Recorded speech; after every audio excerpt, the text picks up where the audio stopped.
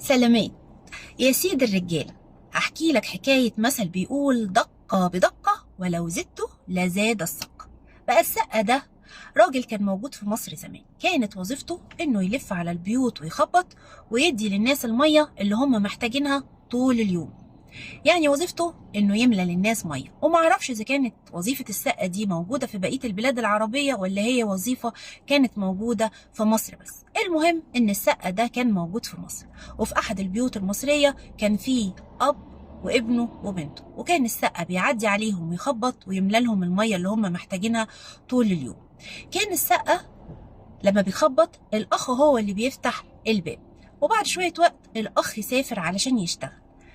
فلما سافر الأخ بقى لما السقا يجي يخبط أخته هي اللي تفتح الباب، وزي ما تقولوا كده بمرور الوقت السقا أعجب بالبنت دي، فقام بسها بوسة واحدة بس، قبلها قبلة واحدة. فالبنت قالت لباباها السقا لما جه عشان يملى لنا المية بسني بوسة واحدة. قال لها طب استني، واستنى لما أخوها رجع من السفر وقال له أنا عايزك تقولي الغلطة اللي أنت غلطتها في الرحلة بتاعتك دي.